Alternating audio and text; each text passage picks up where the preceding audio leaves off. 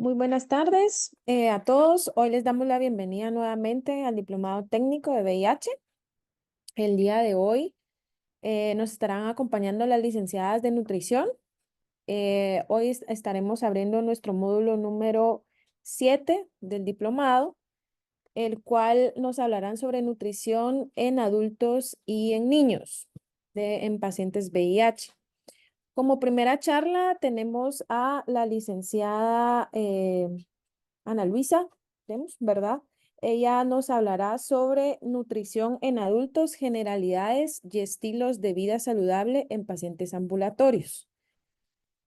Para hablar un poquito sobre el currículum de la licenciada, ella es licenciada en nutrición, egresada de la Universidad de San Carlos de Guatemala.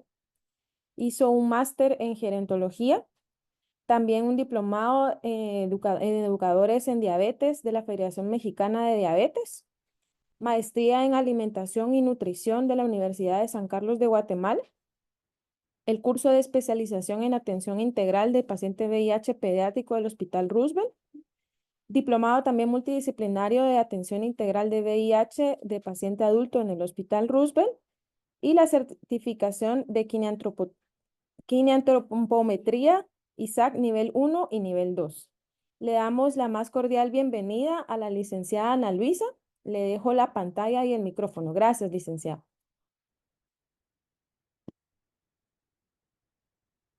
Buenas tardes a todos, gusto de saludarlos. Voy a empezar a compartir la pantalla.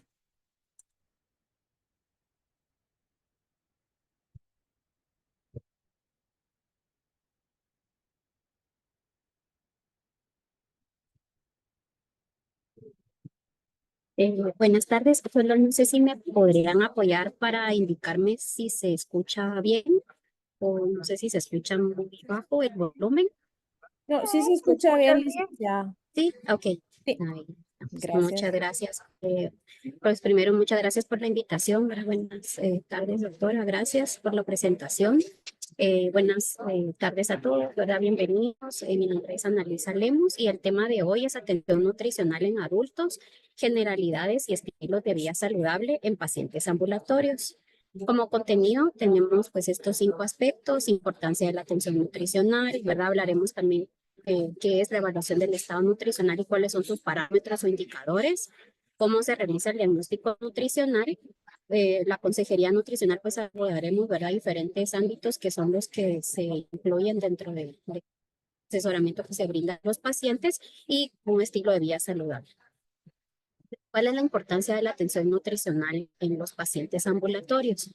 Pues primero evaluar el estado nutricional, ¿verdad? Lo hablaremos un poco más adelante, ¿verdad? Para que pues todos vayamos viendo del contexto. Realmente no es solamente obtener un dato de peso, ¿verdad? Un IMC, ¿verdad? Es un poco más, ¿verdad? Que lo vamos a ampliar más adelante. Identificar pacientes en riesgo nutricional. ¿Por qué? Porque esto nos va a permitir establecer intervenciones nutricionales oportunas y evitar a futuro cualquier otra complicación. Brindar consejería nutricional. También apoyamos sobre el manejo nutricional de síntomas asociados. Obviamente muchos de los síntomas deben de tener el componente de un medicamento, ¿verdad? Pero también va de la mano, también pues manejar ciertos síntomas que se puede hacer también ciertas modificaciones, textura o presentación de los alimentos que también van a ayudar. La prescripción del plan de alimentación y de suplementos nutricionales en casos que sean, que se requieran, y promover un estilo saludable. Aquí en esta gráfica, ¿verdad? O en la figura, pues les muestro un poco, ¿verdad? Más que todo también lo que vamos a hablar hoy, el tema es bastante sobre estilo de vida saludable. Entonces vamos a ir, ¿verdad? Viendo por cada uno de ellos. En el lado donde tenemos, ¿verdad? Del lado izquierdo de sus pantallas, pues tenemos una persona, ¿verdad? Anteriormente, ¿verdad? Cuando no estaba el acceso a la terapia antirretroviral, por ejemplo, son pacientes nuevos que no han iniciado la terapia, pues lo que es común, ¿verdad? O es una mayor prevalencia es que hay pérdida de peso, ¿verdad? Es todo el mecanismo que puede estar asociado también a la infección, a la activación inmune, a la inflamación crónica. Puede haber desnutrición también y también un síndrome de desgaste, que este tema la licenciada Alejandra en la clase posterior, pues ella también les va a hablar un poco más sobre este tema. Luego ya al iniciar el TAR, ¿verdad? En muchos estudios, ¿verdad? O en revisiones se menciona que hay una ganancia de peso, que es lo que se menciona como un retorno a la salud. Puede ser que ahora se menciona que es como un efecto secundario, pero podríamos decirlo que es como un efecto satisfactorio del medicamento, porque al reducir esa carga viral lo que va a ayudar es que el cuerpo ya reduce su gasto energético y aumenta peso, ¿verdad? Entonces, obviamente se menciona ese retorno a la salud. El problema, ¿verdad? Es de que si ese gasto energético ahora ya es menor y la persona sigue consumiendo la misma cantidad de un gasto energético alto o no mantiene un estilo de vida saludable, ¿verdad? Con esquemas antiguos de TAR, que los veamos que están en la parte de acá arriba, ¿verdad? Que son, por ejemplo, inhibidores de la transcriptasa inversa, análogos de nucleósidos de primera generación, eh, bueno, en la cohorte, ¿verdad? Si tienen pacientes que son, estuvieron con exposición de estabulina o, por ejemplo, sidobudina, que eran los antirretrovirales anteriormente en los esquemas, ¿qué podía llegar a pasar? ¿Verdad? Había toxicidad mitocondrial y esto podía ocasionar alteraciones metabólicas o lipodistrofia, que es esa alteración, ¿verdad? O es una acumulación anormal de la grasa, ¿verdad? Y eso aumentaba riesgo cardiovascular, ¿verdad? Ahora, con los esquemas nuevos, ¿verdad? Que lo tenemos en la parte de aquí abajo, obviamente va a haber una ganancia de peso, ¿verdad? Puede ser que también al momento de lograr, ¿verdad? Ese control virológico, pues también va a ayudar a que el peso mejore, ¿verdad? El gasto energético también va a ser menor.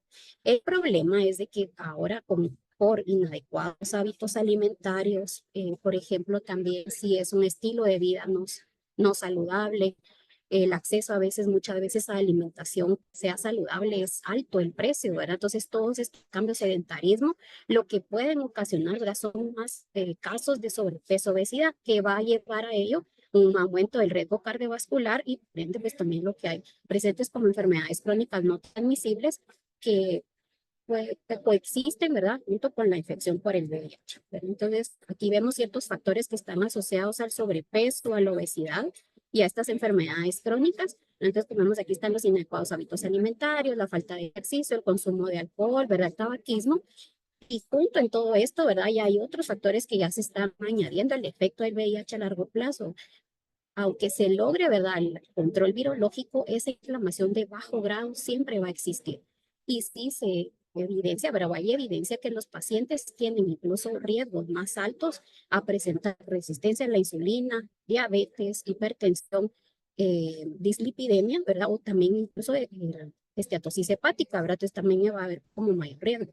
Junto con ello, pues tenemos, ¿verdad? Extra de un efecto, el efecto de los antirretrovirales y algo, ¿verdad? Que ya hemos visto que es por el beneficio, el éxito de la terapia, es el que las personas, ¿verdad? Logran una mayor esperanza de vida y obviamente el envejecimiento, ¿verdad? Ya son cambios que son asociados al envejecimiento, que también hay cambios en la composición corporal que también pues, debemos de llevar en control. Entonces, ¿qué es la evaluación del estado nutricional?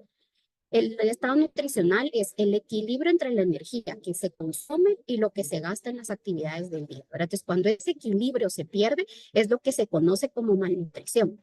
Entonces, aquí dos vías, ¿verdad? Entonces, nutrición es ya sea por deficiencia, ¿verdad? En este caso puede ser desnutrición o bajo peso, o por exceso, que ya vemos como la otra parte, sobrepeso, obesidad, ¿verdad? También incluso se menciona deficiencia de micronutrientes. Puede ser que una persona tenga un peso dentro del rango normal, ¿verdad? O esté un poco alto y tenga deficiencia de micronutrientes, ¿verdad? Entonces también hay que evaluar toda esa parte, ¿verdad? No solamente son como proteínas, carbohidratos, sino también es en su conjunto. ¿Qué indicadores son los que utilizamos para evaluar el estado nutricional? Son cuatro, ¿verdad? Como los podemos ver, es A, B, C, D, ¿verdad? Entonces está antropométricos, bioquímicos, clínicos y dietéticos. El uso de los cuatro indicadores o parámetros es el que nos va a servir para realizar un diagnóstico. En el caso de que yo les mencionaba al inicio, ¿verdad? Si fuera solo utilizar peso, el IMC, estaríamos hablando únicamente de indicadores antropométricos. Necesitamos evaluar todos porque obviamente la persona es un ser completo, ¿verdad? Entonces, cada uno tiene sus diferentes aspectos de evaluar, los vamos a ir revisando cada uno. En el caso de la evaluación antropométrica, que es la medición de las proporciones del cuerpo humano en cuanto a tamaño y composición, que podemos utilizar de equipo para evaluar los indicadores antropométricos, una balanza digital, un analizador de composición corporal sí está disponible, taímetro y cinta métrica, ¿verdad? Entonces, ¿qué medidas podemos obtener de esta evaluación? Está el peso, la talla o la estatura, circunferencia de cintura, ¿verdad? Es importante, incluso si podemos evaluarla cada 6 meses, cada año, nos va a ayudar también para servir como un parámetro de ir tratar, ¿verdad? O evaluar, por ejemplo, si la persona está teniendo obesidad central. No necesariamente se tiene que tener un analizador de composición corporal. Tomar circunferencias o pliegues cutáneos también nos sirve para evaluar esa parte y también nos va a servir como para tener más indicadores, a que sea no solo el peso y la estatura. El CMB, que es la circunferencia media de brazo, y si te tienen los datos, pues podemos tener la composición. Aquí les menciono un poco, ¿verdad? Que es sobre este analizador de composición corporal, ¿verdad? Este se tiene en la clínica, es el que se le realiza la evaluación a los pacientes, es de grado médico, tiene bastantes estudios y lo que utiliza, ¿verdad? Como el principio es el análisis de impedancia bioeléctrica, que es evaluar, ¿verdad? Cómo está la parte de agua y grasa, ¿verdad? Entonces, en esa, tu forma de evaluarlo nos permite determinar de una forma más completa no solamente el peso. Entonces podemos tener como más datos, entonces está la masa grasa, la masa libre de grasa, que ahí incluimos el agua y el músculo, y también nos permite obtener un dato de grasa visceral. También podemos evaluar cómo está un dato que se llama ángulo de fase, que esto nos va a servir también para obtener otros datos. Entonces aquí les muestro cómo es el resultado de este análisis y qué medidas son las que podemos estar obteniendo de, al realizar esta evaluación, ¿verdad? Entonces está el dato del peso, ¿verdad? Obviamente pues obtenemos un IMC, que es una relación de peso-estatura. Tenemos la masa magra o la masa libre de grasa, ¿verdad? Que era lo que yo les comentaba, que es, incluimos músculo y agua. Está la masa muscular, ¿verdad? Tenemos un cuadro de composición que también nos ayuda para poder ir dando como el indicador de cómo está el paciente. Esta balanza nos ha servido mucho también para poder determinar los casos que en los pacientes tengan sarcopenia. La sarcopenia es una pérdida de masa muscular, pero también puede conllevar a la pérdida de fuerza y a largo plazo tiene muchas complicaciones porque también puede reducir la calidad de vida de las personas. Pero entonces también dentro de este cuadro de composición podemos detectar qué riesgo tiene ese paciente de sarcopenia, ¿verdad?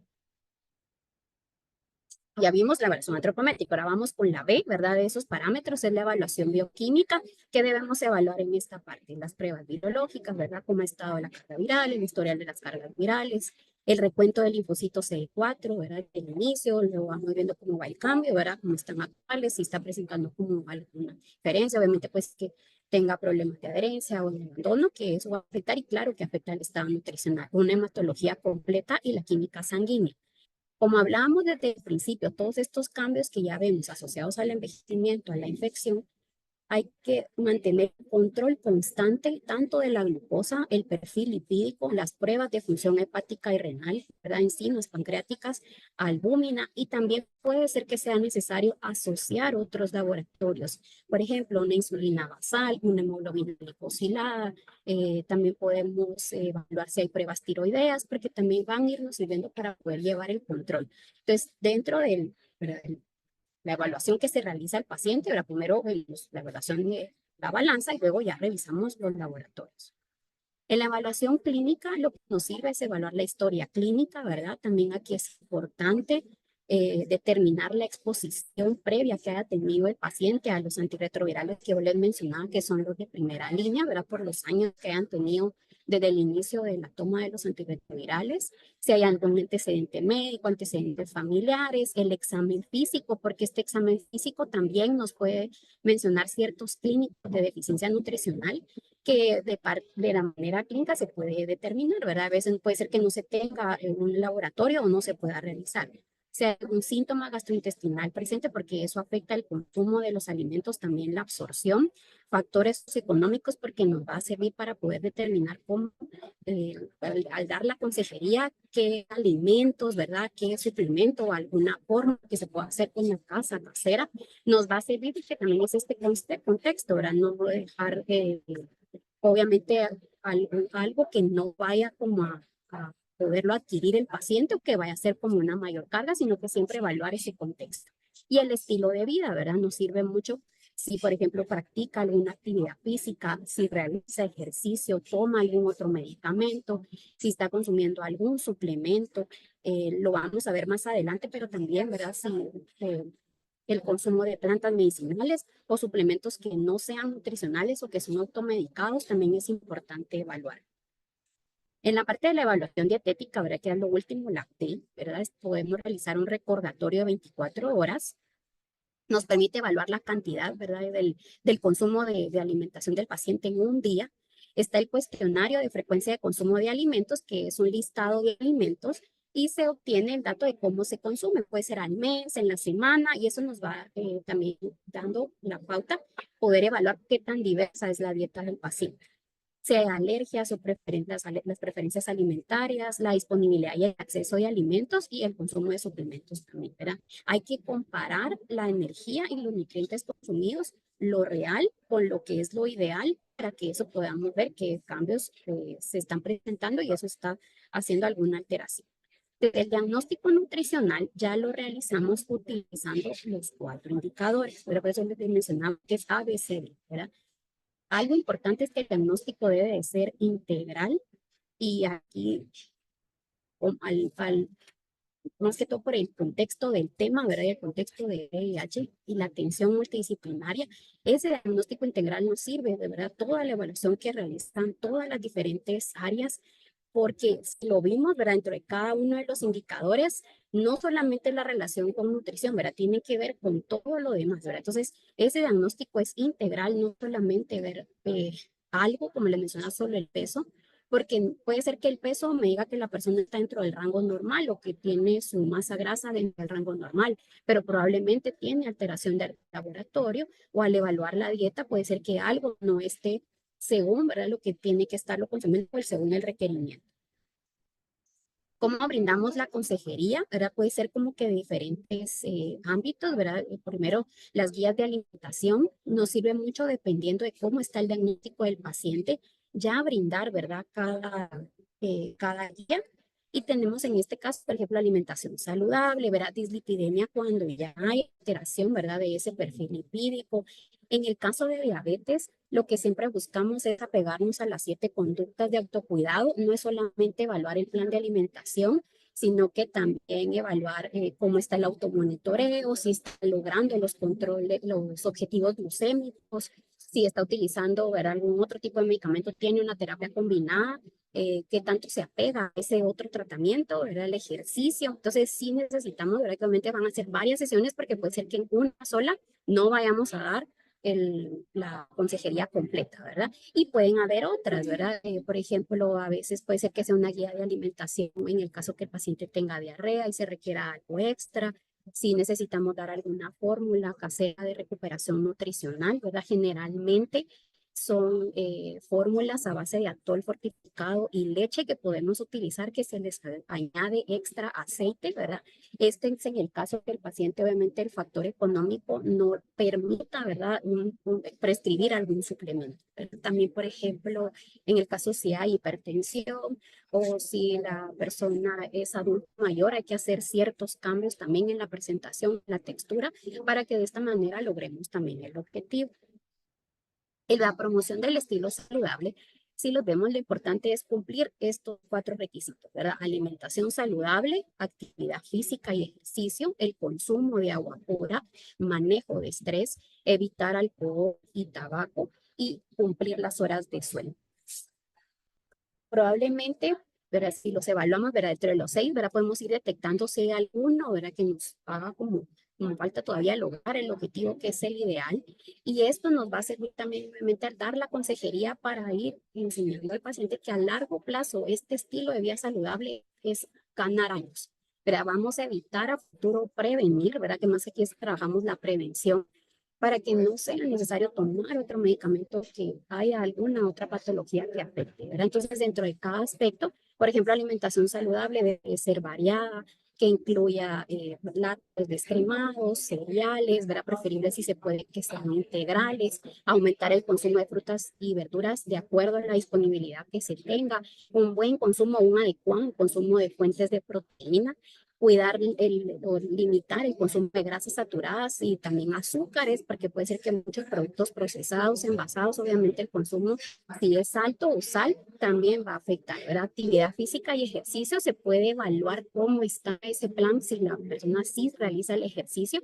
La actividad física, para hacer la diferencia entre actividad física y ejercicio, ¿cuál es? Actividad física es cualquier movimiento que realiza el cuerpo que requiere hacer un esfuerzo, ¿verdad? Extra, mientras que el ejercicio ya es una planificación que ya hacemos constante de días. Entonces, por ejemplo, puede ser que mi actividad física, ¿verdad? Por mi trabajo sea caminar y hacer cargas de objetos pesados. Esa es una actividad física, ¿verdad? Entonces, obviamente la persona se mantiene en movimiento. Un ejercicio no necesariamente es que la persona asista a un gimnasio, sino que lo realice en casa y que pueda hacer la combinación de ejercicios cardiovasculares, ¿verdad? Que son los que van a aumentar la frecuencia cardíaca y eso es lo que nos va a ayudar en el caso de controlar masa grasa y que también realice ejercicio de resistencia. Ambos tipos de ejercicios en revisiones tienen mucha evidencia que van a ayudar al paciente, ¿verdad? A mantener esa masa muscular, a prevenir también el desarrollo de enfermedades crónicas no transmitibles a futuro. O incluso si la persona ya lo tiene, pues empezarlo a hacer porque va a ayudar, ¿verdad? Ayuda a reducir hemoglobina glicosilada, pues cierto porcentaje. También en hipertensión va a ayudar a reducir, ¿verdad? Entonces también es como un control, es un manejo extra o parte del tratamiento. ¿Cómo podemos estarlo implementando? O obviamente, ¿verdad? Cuando hacemos como la evaluación, si la persona ya lo realiza, pues fomentarlo a que lo siga haciendo. Cuidar siempre que mantenga un buen consumo de agua pura porque está realizando más ejercicio. Por ejemplo, si lo hacer en la casa, ¿verdad? Mencionar esta parte que les mencionaba que combina, entonces pueden ser 2, 3 días de ejercicio cardiovascular y 2 días de ejercicio de resistencia. No necesariamente tienen que ser con pesas, ¿verdad? Podemos utilizar algo más extra en la casa que se tenga con peso, que hay también otras formas de hacerlo. El consumo de agua, ¿verdad? Es individualizado, pero pues en promedio, ¿verdad? 2, 3 litros de agua al día. En ciertas condiciones, pues puede ser que se tenga que hacer algún cambio. En el caso del manejo del estrés, porque también es parte de la promoción del estilo saludable, ayudar a manejar, ¿verdad? Tal vez, obviamente aquí nos vamos a ayudar mucho en el área de psicología, ¿verdad? Porque también a veces para poder evaluar si hay algo extra, pero también podemos ir detectando que a veces hay que hacer algún cambio de hábitos alimentarios, tiempo de comida.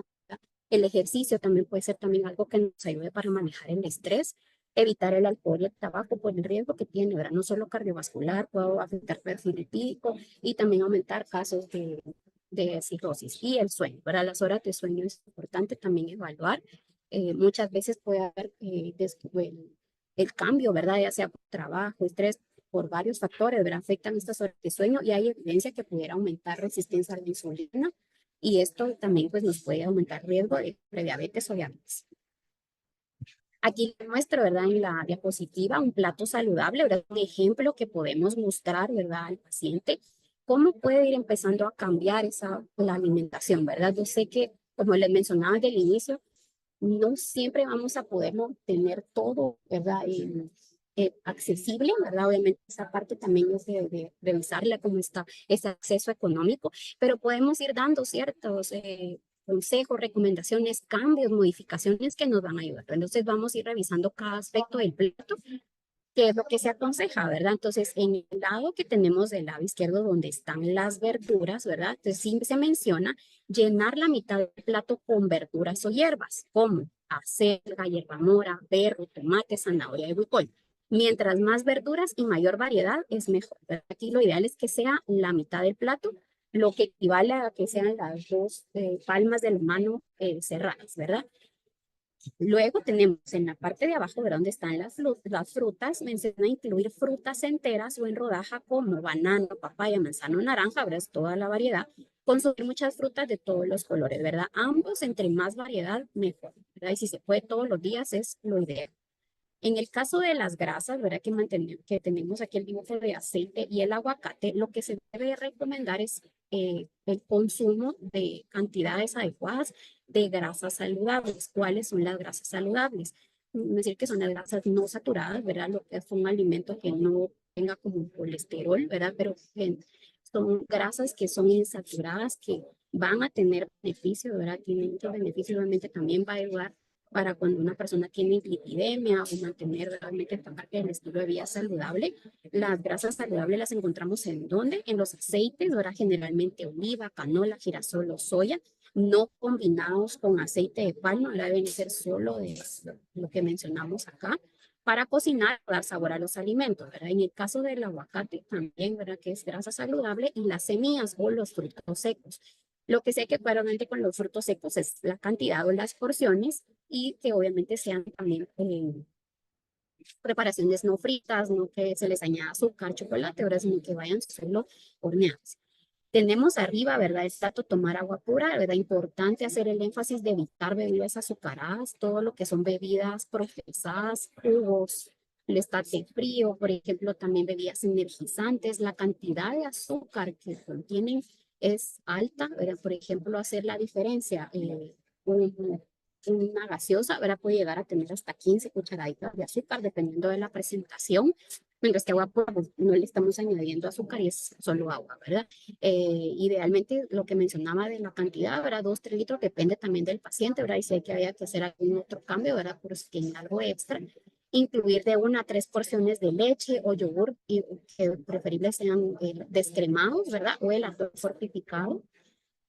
Luego, ¿verdad? Se menciona llenar 1/4 del plato con proteína, pero que sea proteína también de alto valor biológico y no sea alto en grasa.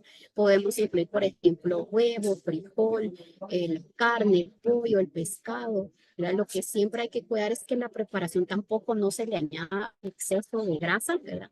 Y el cuarto del plato que está abajo es con cereales o tubérculos. Entonces, si lo vemos, es como cambiar la cantidad, ¿verdad? Porque a veces puede ser que en el caso de los cereales o tubérculos el plato es diferente, ¿verdad? Entonces, como que mayor cantidad, entonces es hacer esa combinación. Obviamente no es quitar grupos de alimentos completos, pero sí tratar que la variedad, eso es lo que va a ayudar, ¿verdad? En este caso de los cereales, puede ser tortilla, papa, frijol, plátano, avena o arroz integral, limitar el pan blanco y otros cereales refinados, y mientras menos procesado sea un grano, es mejor, ¿verdad? Entonces, en este caso también es parte de la educación y poco a poco ir haciendo ese cambio de hábito, también el número de tortillas, el número de pan. Obviamente a veces puede ser que sea necesario, tal vez no se puede que sea carne, ¿verdad? O pollo, obviamente el costo es más alto. Podemos hacer mezclas vegetales, mezclar una leguminosa en el caso del frijol con arroz, frijol con frijol y plátano, porque también aquí podemos hacer combinaciones que también es una proteína que también va a ser adecuada y pues le va a ayudar al paciente, ¿verdad? En el caso de todo lo que haga galletas, de bolsita, ¿verdad? Todo eso no es parte de lo que es el plato saludable. Luego tenemos el manejo nutricional de los síntomas asociados. Pueden ser varios síntomas, por ejemplo, la falta de apetito, diarrea, náuseas, vómitos, saciedad temprana, que es una llenura precoz, disgeusia, que es un cambio en el sabor de los alimentos o estreñimiento. Generalmente un síntoma que es frecuente, sobre todo en pacientes nuevos, ¿verdad? Que es VIH avanzado, está diarrea. Entonces hay que hacer modificaciones, ¿verdad? En este caso se aconseja que sea una dieta blanda, incluir suero, hacer esa modificación en la preparación de los alimentos también va a ayudar para que la absorción sea mejor y evitar grasas, ¿verdad? La lactosa, porque todo esto puede ocasionar obviamente más diarrea y no se va a lograr una buena absorción. Entonces, obviamente el paciente va a requerir otro medicamento, pero también junto con los cambios de la alimentación va a ayudar, ¿verdad? En el caso, por ejemplo, si hay disfagia, que es la dificultad para tragar, modificar la textura, ¿verdad? Puede ser como añadiendo algún espesante o algo extra, va a ayudar a que el paciente pueda comer mejor. Entonces, dentro de cada uno de los síntomas podemos ir haciendo ciertos cambios que nos van a ayudar. En algunos casos, ¿verdad? Si se asocia aparte de la falta de apetito con pérdida de peso o si aparte de la falta de, también, además de la falta de apetito, el paciente tiene desnutrición y vamos a requerir utilizar algún suplemento. La prescripción del plan de alimentación y suplementos nutricionales. El plan de alimentación, ¿verdad? Lo utilizamos con una lista de intercambio, eso es lo que da un poco más de variedad, ¿verdad? También es evaluar mucho el aspecto socioeconómico de la persona y enseñar las porciones, ¿verdad? Que podemos ver cómo el plato en porciones, cómo debe de ser la alimentación. En el caso de suplementos nutricionales, depende del diagnóstico que tenga el paciente, ¿verdad? No puede ser que sea síndrome de desgaste, que tenga desnutrición o, por ejemplo, una persona que tiene diabetes puede utilizarlos, pero cada suplemento tiene características específicas y debe de ser individualizado porque también si la alimentación ya está llenando el requerimiento que el paciente requiere, pues no va a ser necesario el suplemento. Si el suplemento también por costo no puede también ser accesible para la persona, utilizamos, como yo les mencionaba anteriormente, las fórmulas que podemos hacer en la casa. Ahora ahí se puede dar como esa explicación. En el caso de suplementos de micronutrientes, cualquier prescripción debe ser individualizada, pero no es generalizada. Cada caso es específico porque puede ser que la persona tenga deficiencia o haya un consumo subóptimo. Quiere decir que con el consumo que con todo el del diario, ¿verdad? Que el que se realiza no llega a la cantidad que es la adecuada, ¿verdad? Finalmente esto lo vemos mucho en embarazadas, un adulto mayor, ¿verdad? Que no va a llegar a ciertos micronutrientes, pero sí hay que hacer la evaluación de la alimentación, ¿verdad? Cómo está ese consumo y ya dependiendo de eso ya podemos dejar. Hay ciertos micronutrientes que tienen evidencia que nos pueden servir para ciertas condiciones, por ejemplo, zinc, selenio, vitamina D y omega 3. Entonces, cada caso es individualizado y algo que hay que tener bastante cuidado, ¿verdad? Que aquí por eso tenemos el reloj, es que ciertos de estos minerales, la toma no debe ser conjunta con los antirretrovirales, entonces el horario hay que cambiarlo. Entonces también hay que evaluarlo si el paciente lo está consumiendo, si es necesario que lo siga tomando y ver el horario para poderlo adaptar y que no vaya a haber ninguna interacción. También tenemos la evaluación del consumo de plantas medicinales y otros suplementos. Durante los últimos años, pues el consumo de estos suplementos de plantas medicinales ha aumentado. La mayoría son automedicados, ¿verdad? De venta libre. Lamentablemente hay una falta de regulación con estos suplementos o las plantas y el problema es que pueden causar interacción con los antirretrovirales. Dos formas, o alteran la eficacia, para que ya no funciona de la forma que debería hacerlo, o aumenta la toxicidad, entonces genera más efectos secundarios. ¿Qué debemos de hacer? Evaluar si está, la verdad, la persona lo compra y lo consume y dar la consejería en base a si es necesario, ¿no? También obviamente en estos suplementos encontramos suplementos que son para, bueno, destinados para deportistas, ¿verdad? Lamentablemente sí hay evidencia que los suplementos pudieran ocasionar a futuro esteatosis hepática, hígado graso, ¿verdad? Y también hay que evaluar cómo está la función renal. Entonces, obviamente por el medicamento hay que tener más cuidado y determinar si es necesario evaluarlo. Si la persona está haciendo ejercicio, tiene una buena alimentación, un adecuado consumo de proteína y su masa muscular está dentro del rango normal, pues no es necesario, ¿verdad? Si lo está consumiendo, siempre hay que revisar ciertos laboratorios y dar la consejería, obviamente, lo modo de que no vayamos a causar ningún problema futuro. Aquí les coloco alguna bibliografía, ¿verdad? La bibliografía del tema, entonces ahí hay como algunos artículos y también literatura extra. En la parte de abajo también está una página que también ahí podemos revisar que hay algunas interacciones de las plantas medicinales y los suplementos que yo les mencioné.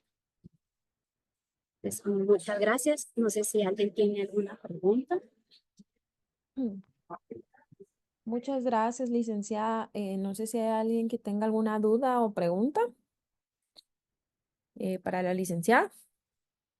Licenciada, tal vez solo esto de los suplementos, yo creo que también nos pasa mucho a los médicos, ¿verdad?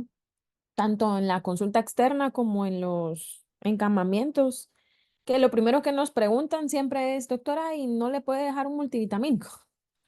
O doctora, ¿no nos puede recetar algún suplemento? Entonces, eso es de tener cuidado, ¿verdad? No sé cómo les va en la consulta externa a ustedes y también es una pregunta usual que les hacen. Gracias, doctora. Sí, y generalmente tal vez, bueno, lo he visto tal vez en los últimos años. eh, Tal vez pero podría ser un poco, ahora no sé si también pues a todos, obviamente el tema de la pandemia fue también como como mayor como información sobre estos suplementos. Es una pregunta frecuente. En las guías lo que se menciona para pacientes con VIH es que solamente un paciente que no logre llenar el requerimiento diario, ¿verdad? Del micronutriente, pues es necesario tomarlo, ¿verdad? Y en el caso a veces puede ser que la alimentación sí logre cubrir los requerimientos. Muchas veces, a veces es tal vez evaluar, porque lo que es pregunta frecuente es que me siento muy cansado, ¿verdad? Me siento débil. Y realmente si evaluamos cómo está la alimentación, probablemente la persona no logra llenar el consumo de agua pura, la masa muscular está debajo del nivel, puede ser que sea alto consumo como de azúcares. Entonces, sí es obviamente no generalizarlo y así como pues nada, como si es en ciertos casos que sí está la pauta para poderlo prescribir. Gracias, licenciada. ¿Alguna duda o pregunta? Veo que aquí alguien tiene levantada su mano. Sí, buenas noches, mucho gusto. Yo tengo una duda con respecto a el uso de algún estimulante del apetito. No sé si recomienda usted el uso de alguno de estos medicamentos, tomando en cuenta que hay algunos pacientes que por la polifarmacia, ¿verdad? Van a referir disminución del apetito. Obviamente, pues también por algunas otras situaciones, pero no sé si en este caso, pues usted también o en algunos casos específicos, ¿usted recomienda los estimulantes del apetito? Sí, en ciertos casos sí puede ser que se utilice anteriormente, pero eso ya fue tal vez hace muchos años, ¿verdad? Estaba el uso del acetato de megestrol, pero realmente ya en nuevas guías pues ya no se recomienda su uso porque sí puede afectar o aumentar o modificar el metabolismo de glucosa, ¿verdad? Y también a veces puede ser interacción como algo extra, lo que sí nos ha ayudado bastante, ¿verdad? Y pudiera ser parte de lo incluirlo. En el caso de pacientes con síndrome de desgaste o que obviamente tengan asociado también diarrea, el uso del zinc sí está aprobado y también pues, puede funcionar como un estimulante del apetito. En adulto mayor también nos ayuda bastante, ¿verdad? La parte como ahora ya puede tomarse en jarabe, es más fácil el uso y generalmente utilizamos más que todo como estimulante, puede ser sí, aspartato de arginina también pudiera tener como una opción porque como a veces están las ampollas no están asociadas con alguna otra vitamina, también nos pudiera ayudar como para que no afectar interacción o que la toma sea más fácil. Gracias. ¿Alguna otra duda o pregunta para la licenciada? La pueden también escribir en el chat si tienen alguna duda. Creo que por el momento no, No son licenciada. Solo es. dudas, doctora, no son dudas, Ah, simplemente que a veces es muy difícil trabajar con pacientes de extrema pobreza que ni para comer tienen y cómo decir que deben de comer cuando viven en precariedades. Es muy complicado, al menos en la UAI hacemos lo posible para darles una bolsa de víveres que incluyen caparina. No sé, la verdad no sé si estoy haciendo lo correcto, incaparina, pasta y también incluyen azúcar y, y otro producto y arroz. No sé, la verdad, pues lo hemos hecho así como que, como en casi la mayoría de los que estamos trabajando en la UAI de Cobán, pues no nos dan, por eso pedí esta capacitación porque tenía muchas ganas de aprender, porque desconocía de estos procesos. Y ahora que estoy escuchando a la licenciada, pues voy a aprovechar este recurso para poder implementarlo, pero tal vez mi pregunta sería, ¿será que esto es no lo correcto contar estos 4 alimentos? Bueno, no les va a ayudar para un mes, sino que tal vez para 15 días o una semana, pero algo es algo. Esa es mi pregunta. No sé si esos 4 productos que mencioné, incaparina, azúcar, pastas y arroz.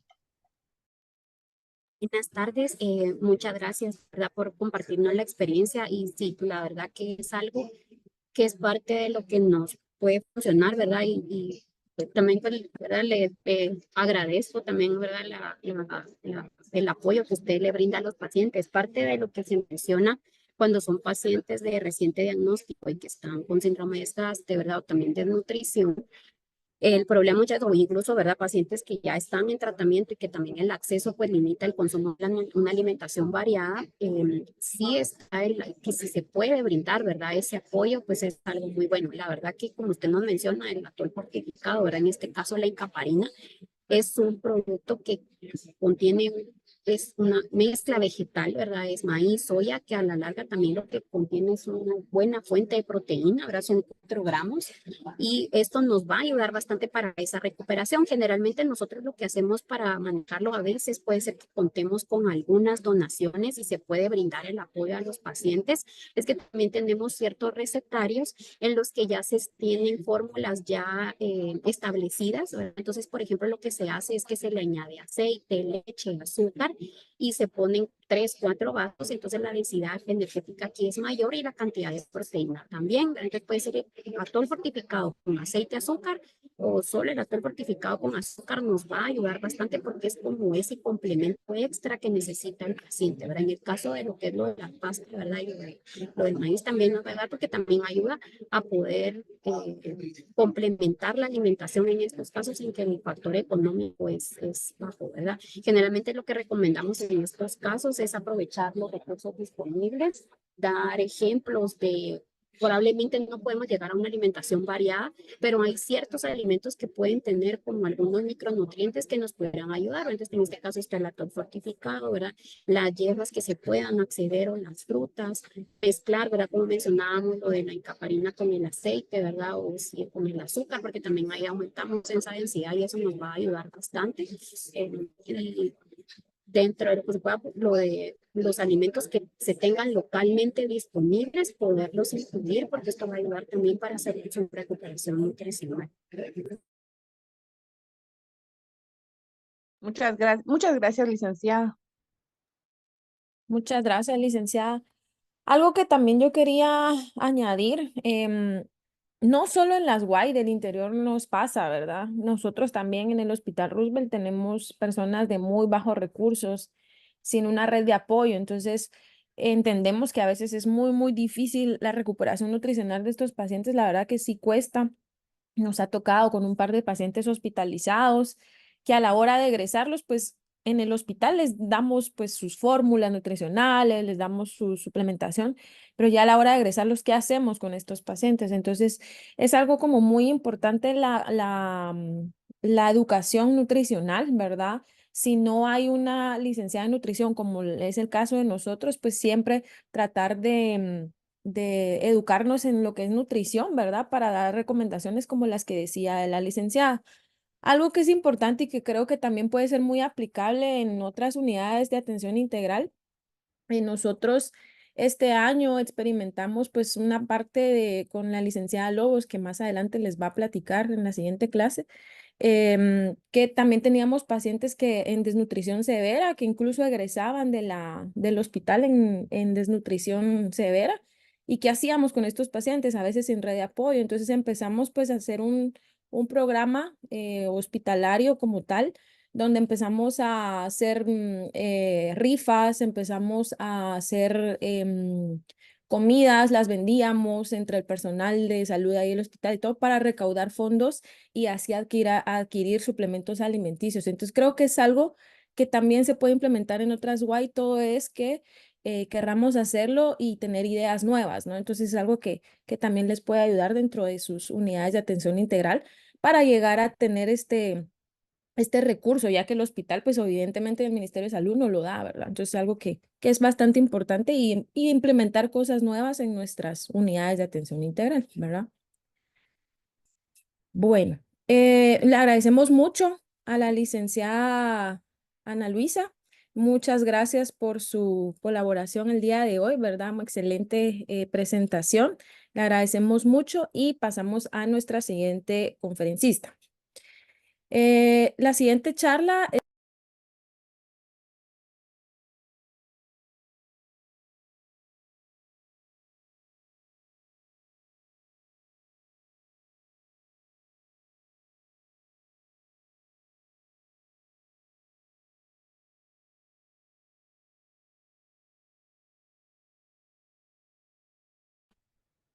Doctora, disculpe, ya no se le escuchó. Ay, perdón, había apagado el micrófono. Bueno, le damos la bienvenida a la licenciada Alejandra Lobos, ¿verdad? Ella estará a cargo de la siguiente charla. Ella nos hablará el día de hoy sobre manejo nutricional del paciente hospitalizado. La licenciada Alejandra Lobos, pues está a cargo de los pacientes hospitalizados en la unidad de atención integral del Hospital Roosevelt. Ella es parte del equipo, ¿verdad? Que ve a los pacientes hospitalizados. Dentro de su currículum, pues la licenciada hizo una licenciatura en nutrición en la Universidad Rafael Landívar, en diplomado multidisciplinario de atención integral de VIH y SIDA de manejo del paciente adulto. También una certificación internacional como personal trainer por la Asociación Internacional de Deportes y Fitness y actualmente dirigente de esta certificación.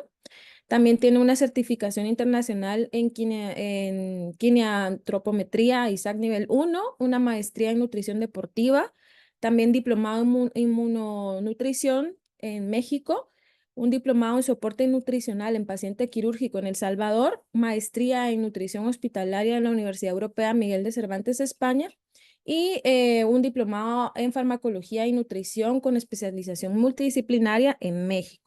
Entonces le damos la bienvenida a la licenciada y la pantalla es suya, licenciada.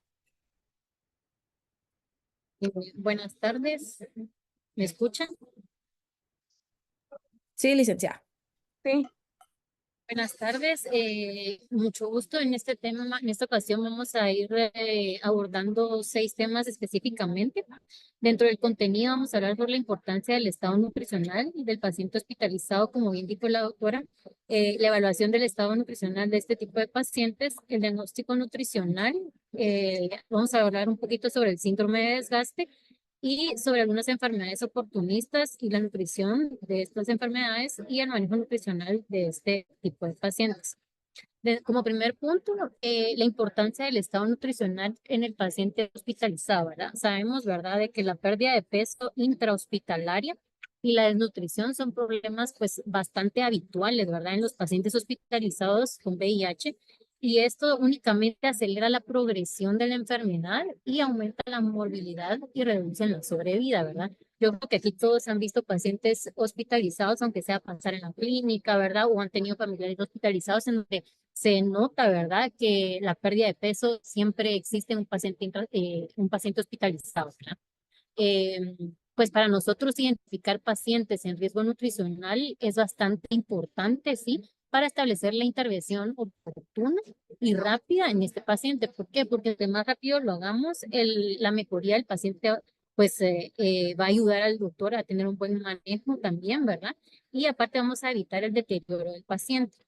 Además, nos va a ayudar a elegir un adecuado soporte nutricional, ¿verdad? También para ayudar a prevenir este deterioro. Y además es sumamente importante conocer los antecedentes del paciente, ¿verdad? A veces, pues, en algún momento, si platicamos con el paciente, ¿verdad? Poder platicarle con solo el hecho de, por ejemplo, una simple pregunta de ¿qué comía usted en la casa antes de enfermarse? ¿Verdad? Solo con esa pregunta podemos conocer tanto del paciente, tantos antecedentes del paciente, que a veces se nos olvida, ¿verdad? Y pueden ser de suma importancia para ver determinadas cosas cuando el paciente está hospitalizado. Y no solo para la nutricionista, ¿verdad? Sino que también para otras profesiones, ¿verdad? Para dar un abordaje integral. ¿Por qué? Porque tal vez lo que yo averigüe sobre nutrición en algún momento le va a servir al psicólogo, al trabajador social, al enfermero, no sé. Por eso el trabajo integral en el paciente VIH es de suma importancia, ¿verdad? Y comentarnos esos hallazgos es vital, ¿verdad? El tener la comunicación en un grupo de abordaje multidisciplinario es sumamente importante. ¿Por qué? Por lo mismo que les decía, ¿verdad? De que algo que yo pueda determinar puede ayudar a otra profesión o a otro profesional de la salud. Bueno, dentro de la evaluación de este paciente y el diagnóstico del estado nutricional del paciente hospitalizado, ya la licenciada Ana Luisa les explicaba un poquito sobre el ABCD de la evaluación que hacemos nosotros, ¿verdad? La antropometría, ¿verdad? Las pruebas bioquímicas, la evaluación clínica y la evaluación dietética. Es muy diferente hacer el ABCD en un paciente hospitalizado que, como les mencionó la licenciada Ana Luisa, en un paciente ambulatorio, ¿verdad? ¿Por qué? Porque obviamente el paciente hospitalizado está en encamamiento, sí, solo ahí es un factor muy determinante de una evaluación sumamente distinta, sí. Y el uso, que ahorita lo vamos a ver, de pesas o balanzas, ¿verdad? O las cosas que utilizamos en pacientes hospitalizados o en pisos, como le digo yo, es muy distinto al de paciente ambulatorio, ¿verdad? Entonces, pues son para que conozcan un poquito sobre cómo se evalúa un paciente hospitalizado. Dentro de la evaluación de rutina, por ejemplo, lo que se hace, ¿verdad? Es el evaluar el peso, ¿sí? Obviamente, como bien dije, ¿verdad? El paciente está encamado, ¿sí? Entonces, en muchas ocasiones el paciente está desgastado, el paciente no se puede parar, ¿verdad? Dependiendo de la enfermedad que tenga. Entonces, pues se utiliza una balanza, ¿sí? No como la que les mencionó la licenciada Ana Luisa, ¿verdad? Muy bonita la pesa, pero en el caso de la hospitalización, pues no se utiliza este tipo de cosas. Sí existen, ¿verdad? Para pacientes hospitalizados en un analizador de composición corporal, ¿verdad? De que existen, sí, sí existen, son sumamente caros, ¿sí? Entonces, pues en Guatemala, pues son pocos las instituciones que lo tienen, pero idealmente, pues entonces tener una balanza, ¿verdad? Para evaluar el peso y lo que se usa mucho es la estimación del peso y la estatura en el paciente hospitalizado, ¿verdad? Entonces, ¿cómo hacemos esa estimación de peso y talla? Realmente nosotros en el área de nutrición, por ejemplo, estamos estandarizadas para poder utilizar las mismas, el mismo tipo de medidas, ¿sí? El tipo, de la misma medición, por así decirlo, la técnica, ¿sí? ¿Por qué? Porque no va a ser igual que yo lo evalúe, digamos, que yo pueda tomar una circunferencia a que lo evalúe otra persona que no tenga la misma técnica que nosotros utilizamos, ¿sí? Entonces nosotros, por ejemplo, en el área de nutrición estamos estandarizadas las que integramos el equipo para poder tomar las medidas de la misma forma y que nos coincida, ¿verdad?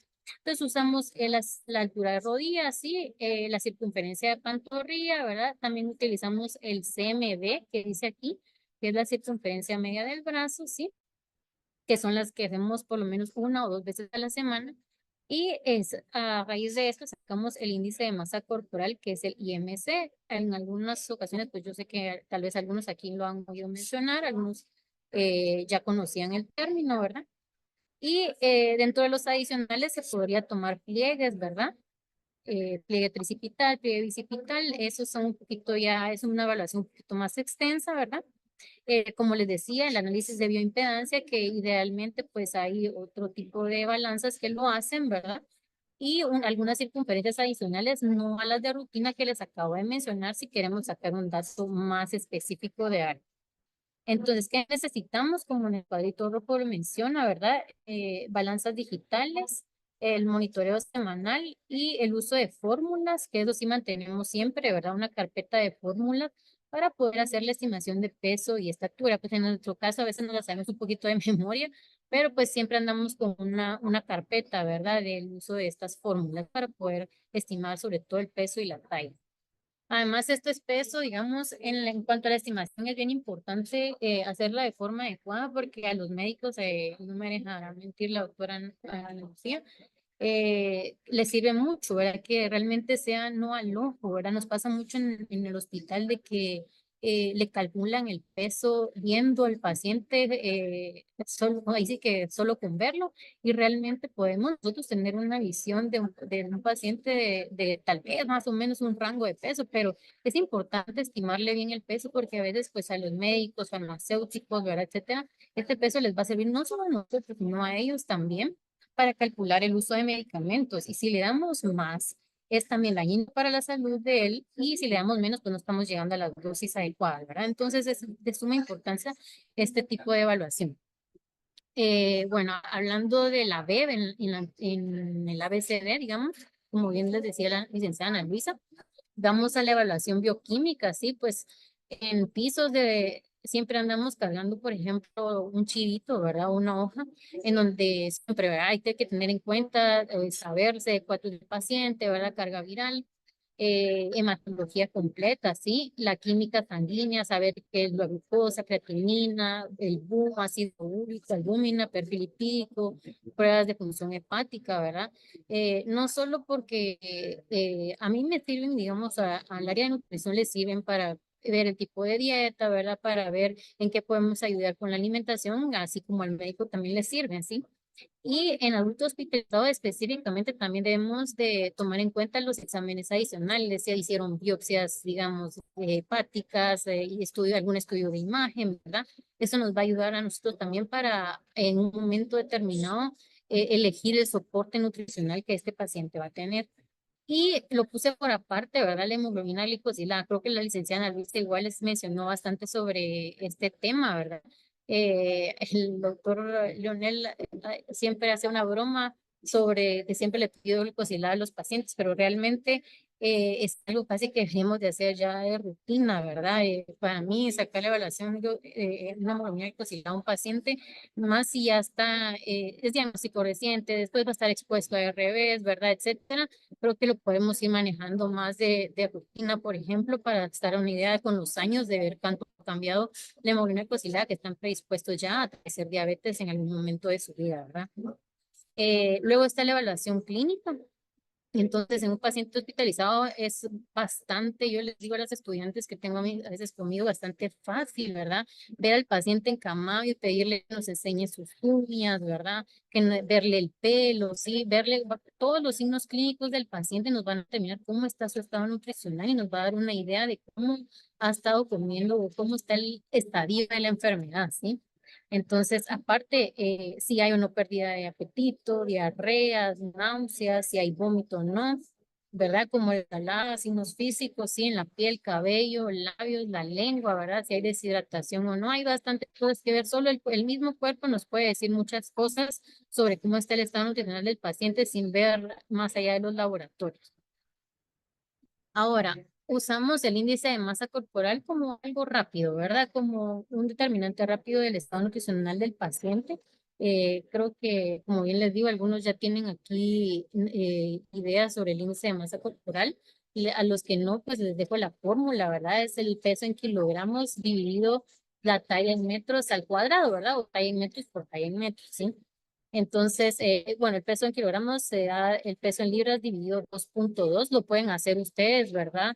Ahí sí que con su peso y su talla lo pueden hacer ahorita si quieren y lo pueden ir poniendo. Aquí está la interpretación del IMC, sí. Entonces, si ustedes lo hacen, digamos, ustedes lo pueden hacer ahorita con su celular o con una calculadora, ¿verdad? Dividan sus libras dentro de 2.2, sacan su peso en kilos, ¿sí? Y ese peso en kilos lo dividen dentro de cuánto miden. Digamos, si yo mido 1,62, lo multiplico lo divido, perdón, entre 1.62 al cuadrado y eso me va a dar un número. Entonces ahí puedo ver si yo estoy en estado nutricional normal, si estoy en desnutrición leve, ¿verdad? Si estoy en sobrepeso, obesidad, qué tan bien estoy o qué tan mal estoy, ¿verdad? Aquí voy a dejar un ejemplo, digamos. El paciente de sexo masculino, ¿verdad? Pesa 101 libras, bueno, aquí le puse 101 libras, no sé por qué parece así, 87 libras, perdón. Mide 1,65 al metros, perdón, y es de diagnóstico reciente. Entonces, aquí me confundí en el dato de paciente. Entonces, esas 87 libras las dividimos dentro de 2.2 y nos da 39.5 kilos, ¿sí? Esos kilos lo vamos a dividir dentro de 1.65 por 1.65, que son los metros que mide el paciente, ¿verdad? Y eso nos va a dar un IMC de 14.5. Entonces, si nos regresamos a la tablita anterior, ese diagnóstico nos da que el paciente está en desnutrición severa, ¿verdad? Entonces, si lo pudieron hacer ustedes con su peso y su talla, perfecto.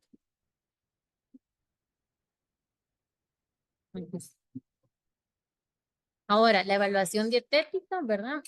Bastante importante también, ¿sí? Vigilar o evaluar horarios y tiempos de comida. Yo les puse con quienes podríamos apoyarnos a evaluar este tipo de situaciones. ¿Por qué? Porque si algo me gusta a mí es incluir al equipo multidisciplinario que por eso tenemos bastante equipo, ¿verdad? Entonces, digamos, en un paciente llega y queremos saber cómo come, pero digamos, yo estoy viendo también de más pacientes y la enfermera me puede ayudar a ver si desayunó o no, porque yo no estuve en ese momento en pisos.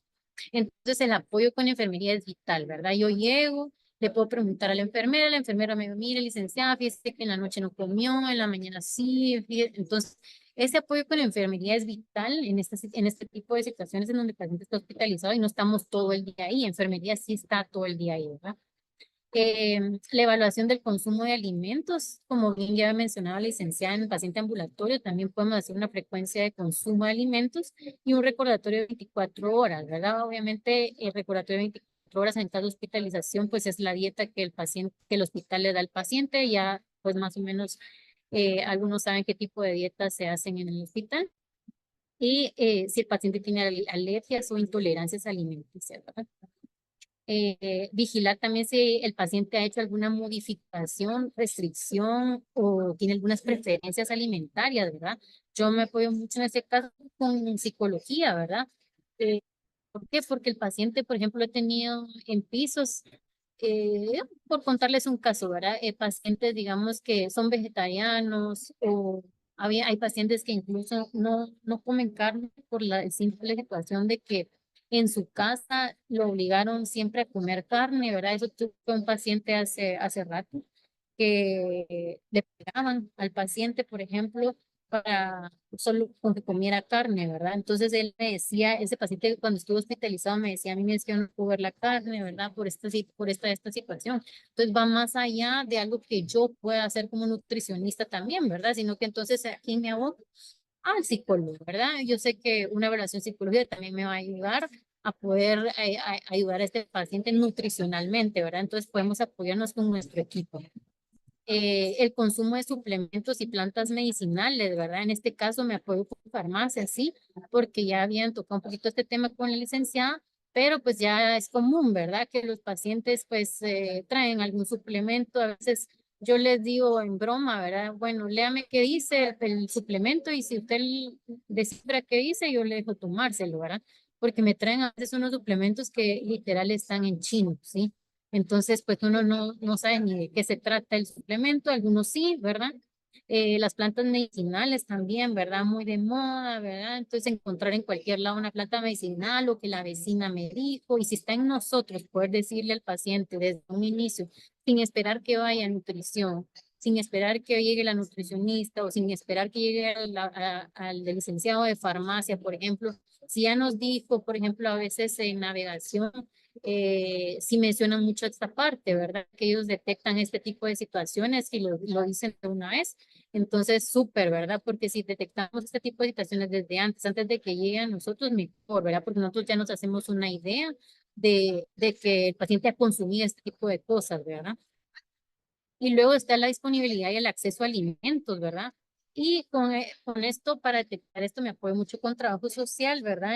En este caso, ¿por qué? Porque yo creo que hacían mención de este tema también en la charla con la licenciada, del acceso a alimentos, ¿verdad? No es fácil dejarle tampoco tratamiento a un paciente, digamos, el paciente egresa de piso, sale, ¿verdad? Ya para su casa y dejarle un tratamiento nutricional. No es tan fácil. ¿Por qué? Por el acceso y la disponibilidad económica. Entonces yo en esa parte sí me apoyo con trabajo social para ver, bueno, en qué trabaja la pareja, ¿verdad? En qué trabajan los hijos, la paciente en qué va a trabajar, si uno va a trabajar o no, ¿verdad? ¿En qué lo podemos apoyar nutricionalmente? ¿Va a poder costear algo, sí o no? O sea, toda esa parte es la verdad que es bastante amplia, no es así nomás de dejarle cualquier dieta, ¿verdad? O cualquier suplemento.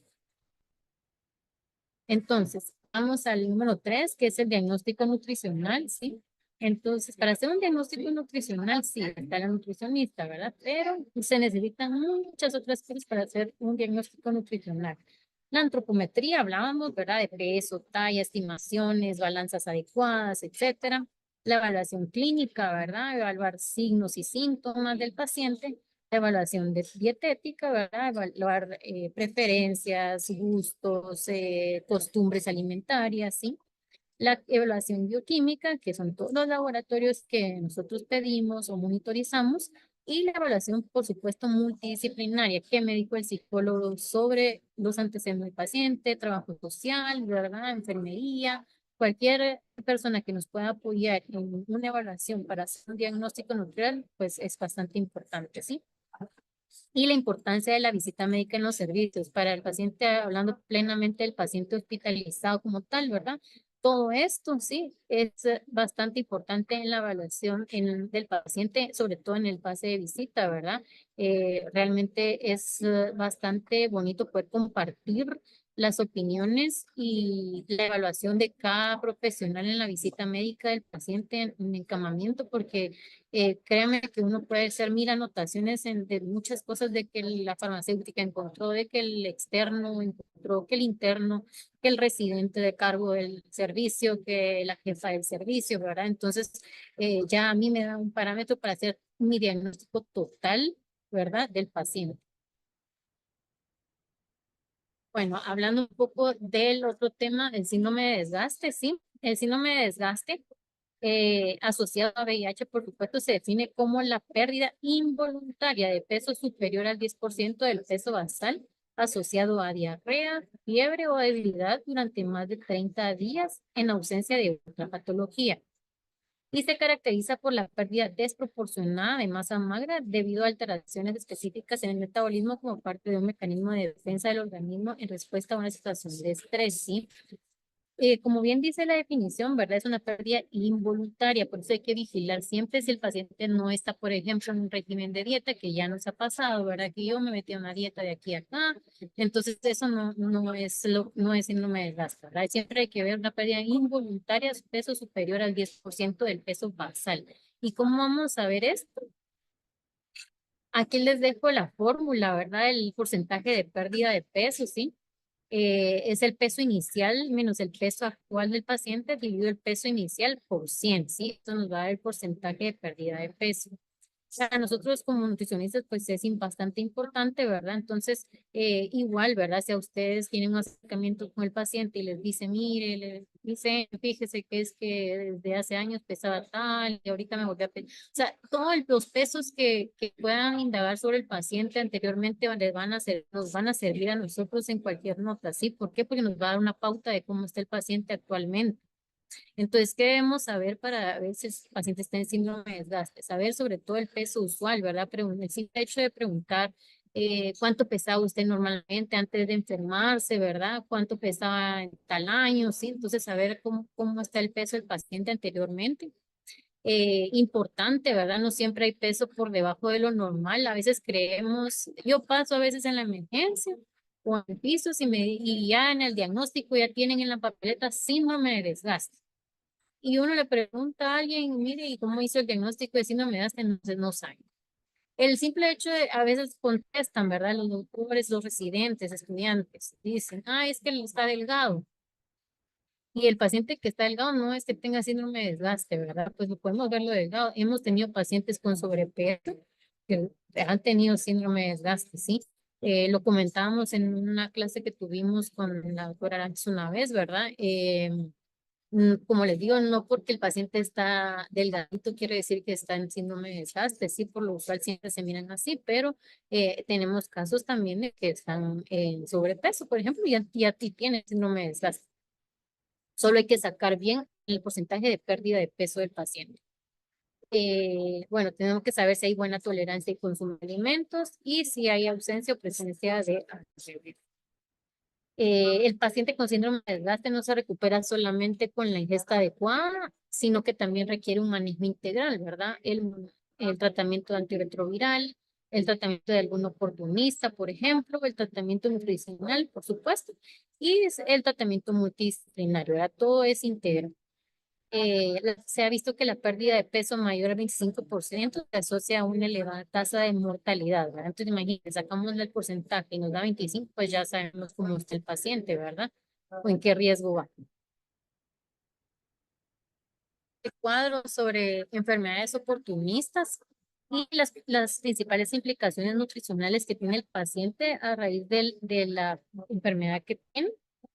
Por ejemplo, si el paciente tiene candidiasis esofágica, puede presentar dolor o dificultad para tragar, ¿verdad? Y eso pues obviamente hace que el paciente coma menos. Y obviamente, imagínense, nosotros con las amígdalas inflamadas, no queremos comer en un paciente con candidiasis esofágica, que en otra diapositiva les voy a mostrar cómo se mira, el paciente pues no va a querer comer, sí, tiene dificultad para tragar. Y debemos entender esa parte y buscar el mejor tratamiento nutricional para él, ¿sí? No obligarlo tampoco, sí, a darle un buen plan educacional, pero tenemos que entender mucho de la patología del paciente para poder dar un enfoque adecuado hablando de su nutrición, ¿verdad? La criptococcus meningia, por ejemplo, da dolor de cabeza, náusea, da vómitos, ¿sí? Y esto puede ocasionar también que reduzca su consumo de alimentos. La encefalopatía por VIH, hay pérdida de coordinación, ¿sí? Y de la función cognitiva, y eso pues también hace que hay una incapacidad para preparar los alimentos. Infecciones por citomegalovirus, sí, en este caso diseminado, pues hay falta de apetito, hay pérdida de peso, sí, hay fatiga. Pacientes con linfoma, por ejemplo, presentan caquexia, sí, y hay algunos pues presentan obviamente efectos secundarios de las quimioterapias, que va a ser diarrea, falta de apetito, dificultad para comer, ¿verdad? Entonces eso va a hacer que el estado nutricional pues se vea comprometido.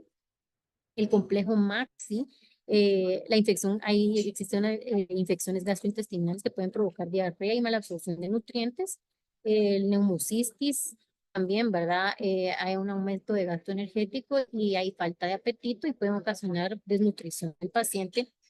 La retinitis por citomegalovirus, por ejemplo, tan simple como que no pueden ver, ¿verdad? Hay pérdida de la visión, la ceguera, y esto obviamente puede limitar la actividad habitual del paciente, ¿sí? Entonces, si tenemos el paciente acostado y no mira, y es algo tan simple, ¿verdad? Y que uno pues dice, obviamente necesita familiar al lado de él, si no tiene familiar, pues apoyarnos con enfermería, ¿sí? O ver de qué forma se puede ayudar para que tenga su nutrición adecuada. Sarcoma de Kaposi, hay pérdida de peso, sí, hay presión de masa muscular, hay dificultad a veces de masticar y tragar, ¿verdad? Causada por lesiones en cavidad bucal, hay diarrea, hay obstrucción intestinal, sí. Pacientes con toxoplasmosis, por ejemplo, hay reducción del consumo de alimentos y hay nutrición y hay alteración del estado de conciencia en ocasiones, ¿verdad? Entonces, pues hay ciertos pacientes que en este caso necesitan otra vía de alimentación que no sea la oral, ¿verdad? Y en este caso, en algunos pacientes con toxoplasmosis se les llega a colocar una sonda por la nariz que se llama sonda nasogástrica, ¿verdad? Y pacientes con tuberculosis, ¿verdad? Existe fatiga, anorexia, mala absorción de nutrientes, hay aumento del gasto energético y hay pérdida de peso, depresión de masa muscular, ¿sí? Son pacientes bien complicados, pacientes con tuberculosis, ¿sí? Entonces aquí les dejo un poquito, sé que son imágenes algo fuertes para algunos tal vez, ¿verdad? Cómo se mira una cándida esofágica, por ejemplo, lesiones bucales, ¿sí? Adenopatías en el cuello. Entonces, obviamente este tipo de pacientes, imagínense cómo vamos a decirle al paciente coma, ¿verdad? Es fácil decir coma, pero va más allá de eso, va más allá de eso, ¿sí? Es buscarle de qué forma lo podemos ayudar con muchas otras cosas. Bueno, la intervención nutricional en el paciente hospitalizado depende de muchas situaciones, ¿verdad? Si el paciente está sintomático o tiene una enfermedad avanzada de VIH, sí. Si el paciente está asintomático o es de reciente diagnóstico, o si el paciente está en síndrome de desgaste, ¿verdad? Todo va a depender de su situación inmunológica. Y tomar en cuenta la evaluación, como siempre digo, ¿verdad? Psicosocial del paciente para mí es bastante importante, ¿sí? Entonces, siempre tomar datos de estos profesionales para darle una mejor atención nutricional a nuestro paciente. Y el objetivo de tratamiento nutricional, sí, es prevenir el deterioro del paciente, por supuesto, porque si está encamado, pues es evitar más que todo el deterioro, ¿sí? Preservar la masa muscular, obviamente en encamamiento se depletan, ¿verdad? Su masa muscular baja bastante, ¿sí? Entonces lo que vamos a intentar hacer es preservar lo que se pueda de su masa muscular, ¿sí? Obviamente proveer el soporte nutricional adecuado, ¿sí? Ver cuál se adecua más a la situación de nuestro paciente, individualizar cada caso, por supuesto. Y número 4, alcanzar las necesidades nutricionales. Obviamente eso requiere tiempo, ¿verdad? Hay veces que me dicen, mire, pero démosle de todo, ¿verdad? Uno quiere darle de todo y uno quiere darle todo de una vez, ¿verdad? Pero no, alcanzar las necesidades nutricionales del paciente requiere tiempo, se empieza desde poco a poco, ¿sí? No es de un solo, ¿verdad? Ahora, el manejo nutricional del síndrome de desgaste, enfermedad avanzada, hay que manejar los síntomas asociados, ¿verdad? Como bien lo mencioné anteriormente, hay varios síntomas, depende también de la enfermedad oportunista que tiene. Hay que utilizar fórmulas de recuperación nutricional y suplementos nutricionales si es en el caso sea necesario. utilizar estimulantes del apetito, por ejemplo, si es necesario, y una adecuada alimentación, una adecuada educación alimentaria nutricional, ¿verdad? Incluso estando hospitalizados, ¿verdad? El simple hecho, a veces los familiares de los pacientes, ¿verdad? Les quieren dar de todo. Yo creo que aquí cualquiera que tenga un familiar hospitalizado o ha estado hospitalizado, pues le gusta que le traigan cositas, ¿verdad? Pero realmente el plan educacional intrahospitalario es bastante importante, sobre todo por lo que le pueden traer los familiares, ya sea que le ayude o le perjudique, ¿verdad? Entonces hay que dar un buen plan educacional y estar monitorizando al paciente, pues diariamente, ¿verdad? Dentro de la recuperación nutricional y los suplementos, ¿verdad? Podemos utilizar productos nutricionales terapéuticos, sí.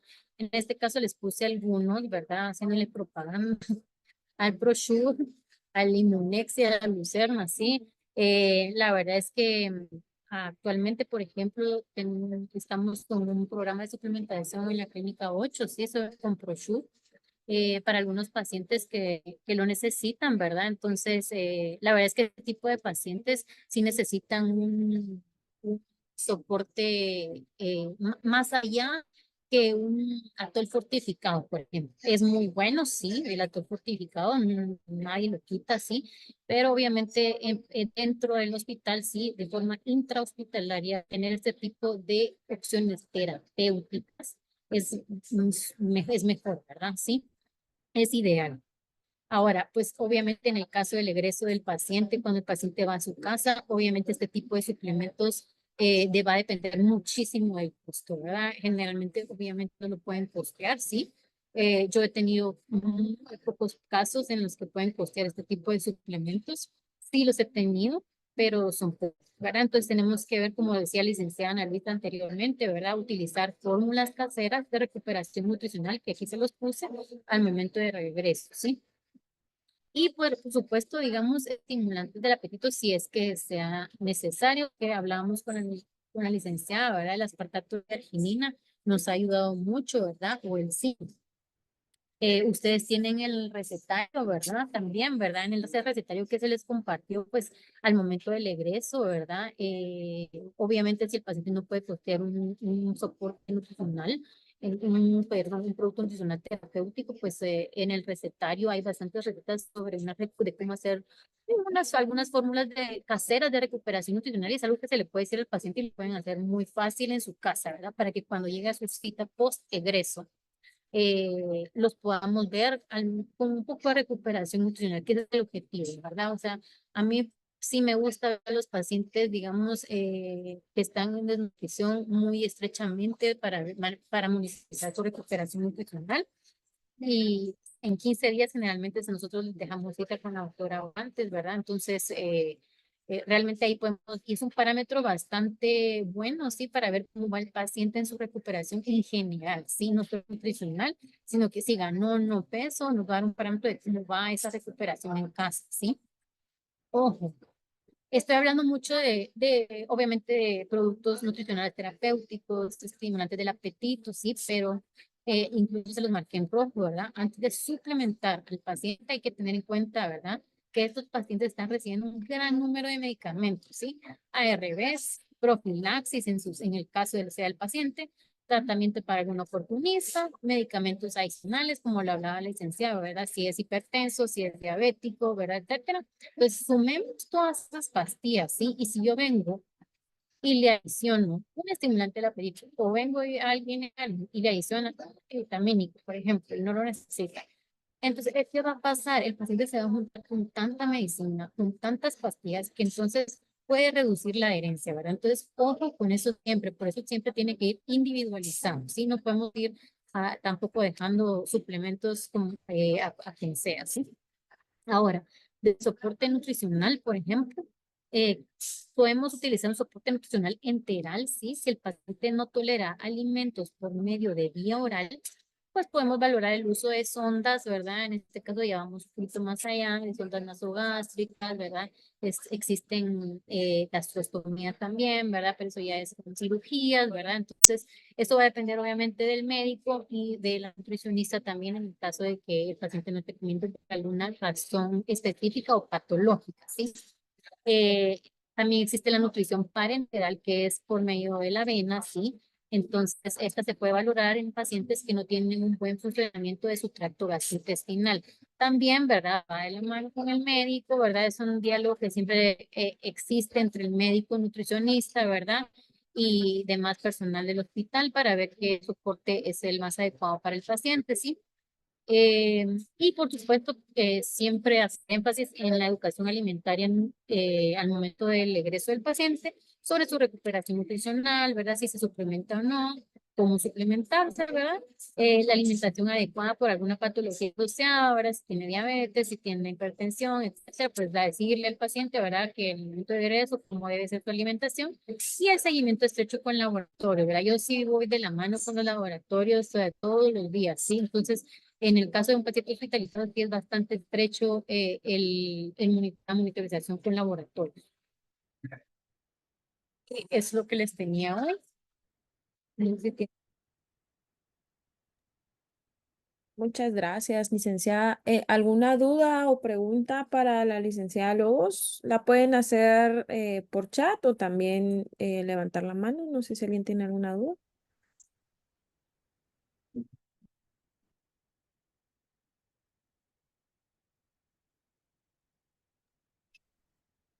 Creo que no. Creo que ahorita ya no hay dudas, licenciada. Bueno, le agradecemos mucho por su intervención el día de hoy, tanto a la licenciada Ana Luisa como a la licenciada Lobos, y les agradecemos por sus excelentes presentaciones y por sus recomendaciones con nuestros pacientes, tanto hospitalizados como ambulatorios. Que pasen muy feliz noche. Muchas gracias. Gracias. Bueno, ya para despedirnos, recordando nada más que esta semana sí hay hoja de trabajo, la cual estará enfocada en el módulo de esta semana, que es nutrición, tanto del adulto como pediátrico en paciente VIH y expuesto. Esa estará habilitada el día de hoy a partir de las 8 de la noche y se recuerdan que tienen una semana nuevamente para responderla. Esta sí se habilitará como las otras previamente, ¿verdad? Por Word o PDF que la pueden resolver y luego volverla a cargar, ¿verdad? Como la metodología en un inicio. Y recordándoles que el jueves pues tenemos nuestra siguiente, la segunda parte del módulo número 7 que con respecto a nutrición. Que pasen muy feliz noche y la otra semana les daremos indicaciones sobre el examen parcial que probablemente será la otra semana, ¿verdad? Pero esto lo hablaremos el día lunes. Muchas gracias y que pasen feliz noche. Gracias, feliz noche. Gracias, feliz noche.